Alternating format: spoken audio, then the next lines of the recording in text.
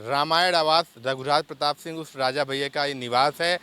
तो मिश्रा, मैं गोरखपुर से हूं और आपके चैनल को धन्यवाद देना चाहता हूं कि पहली बार आज हमारे मुद्दे को इस चैनल के माध्यम से उठाया जा रहा है। धन्यवाद देना चाहता हूं राजा भैया जी को, जिन्होंने लास्ट विधानसभा में इस क्वेश्चन को लगाया था।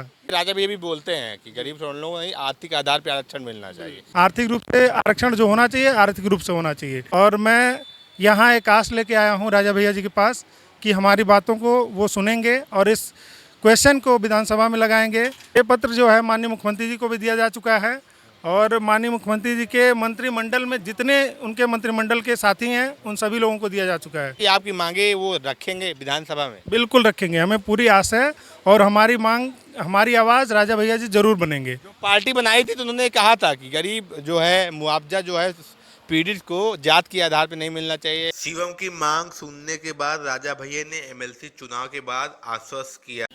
दोस्तों नमस्कार, इस समय मौजूद हैं रामायण आवास रघुराज प्रताप सिंह उस राजा भैया का ये निवास है।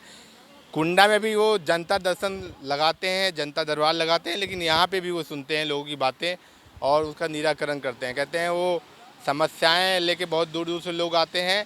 एक भाई साहब आए हैं, कुछ समस्याएं लेके आए हैं और ये उम्मीद करते हैं कि राजा भैया इनकी समस्याओं का समाधान करेंगे।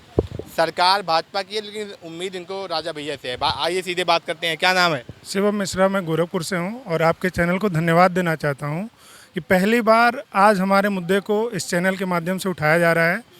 ये मुद्दा है गरीब सवर्णों का, जो आर्थिक रूप से विपन्न गरीब सवर्ण हैं, उनको जो 10% का आरक्षण 2019 में दिया गया था माननीय प्रधानमंत्री जी के द्वारा, उसके अंतर्गत इसमें ना किसी छूट का प्रावधान है, ना आयु सीमा में छूट की प्रावधान है, ना ही कटाव में छूट है। और मैं चाहता हूं कि इस चैनल के माध्यम से जो भी लोग सुन रहे हैं, मेरी बातों को समझ पा रहे हैं, आप लोग भी आवाज़ उठाएं और आयु सीमा में छूट की मांग आप सभी लोग तेज़ कर दीजिए।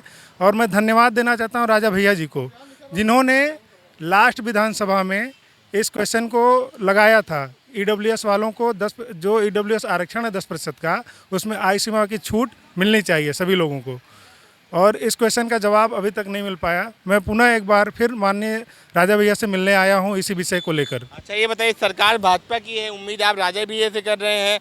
10% जो आरक्षण है जी, जो अनाउंस हो गया कि हम गरीब श्रवणों को आरक्षण दे रहे हैं, लाभ इस पे राजा भैया भी बोलते हैं कि गरीब श्रवणों को आर्थिक आधार पर आरक्षण मिलना चाहिए। वो सीधे कहते हैं कि आर्थिक बेस पर आरक्षण मिलना चाहिए और अधिकारी का जो बेटा है या अधिकारी जो है उसके बेटे को आरक्षण नहीं मिलना चाहिए। क्या मानते हैं? बिल्कुल सही है। और जो गरीब होते हैं किसी एक विशेष जाति में गरीब नहीं होते हैं, गरीब सभी जातियों में होते हैं। और जो आरक्षण है, आरक्षण का मैं विरोध करता हूं, लेकिन आर्थिक रूप से जो आरक्षण है उसका विरोध नहीं करता हूं। आर्थिक रूप से आरक्षण जो होना चाहिए, आर्थिक रूप से होना चाहिए। और जो छूट है, जो 10% आरक्षण गरीब सवर्णों को मिला है, इसमें आयु सीमा में छूट, कटाव में छूट और जो भी विसंगतियां हैं ईडब्ल्यूएस की, उसे दूर किया जाए। अभी इसके पहले विधानसभा के चुनाव के पहले इस विषय पे चर्चा हुई थी, तो यूपी बीजेपी के मैनिफेस्टो में ईडब्ल्यूएस वेलफेयर बोर्ड के गठन की बात कही गई थी। आज सरकार बन चुकी है, मंत्रिमंडल का गठन हो चुका है, लेकिन अभी तक वेलफेयर बोर्ड का कोई अता पता नहीं है। और मैं यहाँ एक आस लेके आया हूँ राजा भैया जी के पास कि हमारी बातों को वो सुनेंगे और इस क्वेश्चन को विधानसभा में लगाएंगे और हमारी आवाज़ बनेंगे। इसके लिए मैं इस प्रश्न को लेकर मैं इनके पास आया हूँ। अच्छा ये बताइए, जिस प्रकार ईडब्ल्यू आरक्षण लागू किया गया, क्या क्या दिक्कतों को सवर्णों को सामना करना पड़ा? जिस प्रकार से आप बता रहे हैं गरीब सवर्णों के लिए लाया गया था, आधा अधूरा लागू है, कुछ लाभ वाभ मिल रहा है कि नहीं? बिल्कुल कोई लाभ नहीं है। जब तक आयु सीमा में छूट नहीं होगी, कटाव में छूट नहीं होगी, कोई लाभ नहीं है।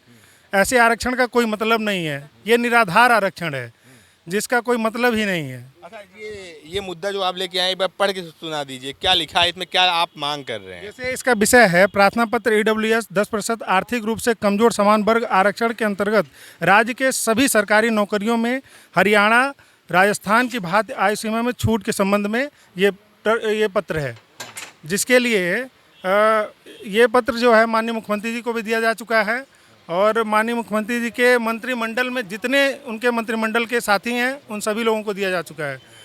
तो मैं बस सरकार से यही आस कर रखता हूँ कि इसकी जो भी विसंगतियां हैं इसे जल्द से जल्द दूर की जाएं और आर्थिक रूप से जो ईडब्ल्यूएस वेलफेयर बोर्ड का गठन की बात कही गई है उसे जल्द से जल्द पूरा किया जाए। कल विधानसभा में राजा भैया ने सतीश महाना जब विधानसभा अध्यक्ष पद का शपथ लिए थे तो उन्होंने ये कहा था कि पक्ष और विपक्ष है लेकिन हम छोटे दल भी हैं, हमारी बात भी सुनी जाए। तो आपको लगता है कि आपकी मांगे वो रखेंगे विधानसभा में? बिल्कुल रखेंगे, हमें पूरी आशा है और हमारी मांग, हमारी आवाज़ राजा भैया जी जरूर बनेंगे। जो पार्टी बनाई थी तो उन्होंने कहा था कि गरीब जो है मुआवजा जो है पीड़ित को जात के आधार पर नहीं मिलना चाहिए और SC/ST एक्ट पे भी बोला था, आर्थिक आधार पर आरक्षण होना चाहिए और साथ में सेना के जवानों का भी समर्थन किया था कि उनको पैसा, उनकी राशि बढ़ानी चाहिए।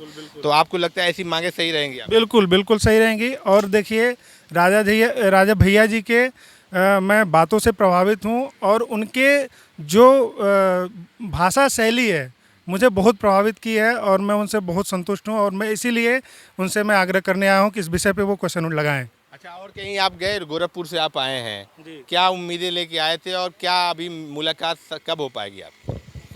उम्मीद है कि अभी एक आध घंटे में राजा भैया जी से मुलाकात हो सकती है। अगर नहीं भी हो रही है तो आप वीडियो के माध्यम से बोल सकते हो, वीडियो देखते हैं आपकी बात समझेंगे। आप क्या मांग करना चाहते हैं? जी, मैं यही मांग करूंगा कि जो गरीब सवर्णों को आर्थिक रूप से जो गरीब सवर्णों को 10% का आरक्षण मिला है उसमें जो भी विसंगतियां हैं इसे दूर कराने की कृपा करें। दोस्तों, ये क्या शुभ नाम था आपका? शिवम मिश्रा, गोरखपुर से। मिश्रा जी आए हैं। कितने लोगों का नाम है इसमें जो आपके साथ समर्थन दे रहे हैं? 8 लोग हैं अभी और लगभग प्रदेश से सभी युवा जुड़े हुए हैं। हमारा एक टेलीग्राम चैनल है EWS आरक्षण मंच के नाम से, उससे सभी लोग जुड़े हुए हैं। तो आप चाहते हैं आपकी मांगे पूरी हो ताकि विसंगतियां जो हैं वो दूर हो जाए? बिल्कुल बिल्कुल, ये एक समाज की बात नहीं है, ये सभी लोगों की बात है और सबको एक समान रूप से देखना चाहिए। सरकार को एक तरफ नहीं देखना चाहिए और गरीब समान वर्ग में भी लोग हैं। अन्य जातियों में तो आरक्षण लागू है लेकिन EWS में भी आप कह रहे हैं विसंगतियां हैं, ये दूर हो जाएं तभी हम लाभ ले पाएंगे। कभी औचित्य भी है इस आरक्षण का। एक चीज़ और मैं मांग करना चाहता हूँ इस चैनल के माध्यम से कि जो आरक्षण दिया गया है SC/ST OBC के लिए, इस आरक्षण को आर्थिक रूप से आरक्षण किया जाए क्योंकि एक IAS का लड़का भी आरक्षण लेता है और एक जो सबसे दबे कुचले दलित वर्ग से जो लोग आते हैं इस वजह से उन्हें आरक्षण नहीं मिल पाता है। तो मैं यही मांग करूंगा कि जो आरक्षण सभी लोगों को मिला है आर्थिक रूप से आरक्षण मिलना चाहिए। दलित जो है मुख्य धारा में लाने की जो शोषित वंचित है उसको आरक्षण इसलिए लाया गया था। अभी आरक्षण का पर्याय मतलब एक परिभाषा बदल गई है। आप कहते हैं आरक्षण अगर कोई IAS होता है तो उसके फादर भी IAS है तो उनको भी आरक्षण मिल जाता है। ऐसे लोगों को आरक्षण नहीं मिलना चाहिए और उन्हें आरक्षण से वंचित करना चाहिए क्योंकि उनका आरक्षण बचेगा तो अन्य लोगों को आरक्षण मिलेगा। जो दबे कुचले या जो लोग कहते हैं कि शोषित हैं, वंचित हैं, उन्हें आरक्षण का मौका मिलेगा। तो ऐसे लोगों को आरक्षण जो है ख़त्म करना चाहिए जो आर्थिक रूप से मजबूत हो चुके हैं। जी, मतलब सही लाभ मिल पाएगा जो वंचित हैं, शोषित हैं। तो शिवम जी आए हैं गोरखपुर से, इनसे हम बात कर रहे थे EWS आरक्षण में जो विसंगतियां हैं उसको लेके राजा भैया से मिलने आए थे। राजा भैया से उम्मीदें हैं इनको कि क्योंकि जनसत्ता दल ये मांग भी करती है कि EWS आर्थिक आधार पर आरक्षण होना चाहिए और ये EWS की मांग करने यहाँ पे आए हैं, इनकी मांगे हैं और इनको उम्मीद है कि राजा भैया विधानसभा में इनके मुद्दे को उठाएंगे और जो विसंगतियाँ हैं, जो इसमें कमियाँ हैं उसको दूर करने का प्रयास करेंगे। शिवम की मांग सुनने के बाद राजा भैया ने MLC चुनाव के बाद आश्वस्त किया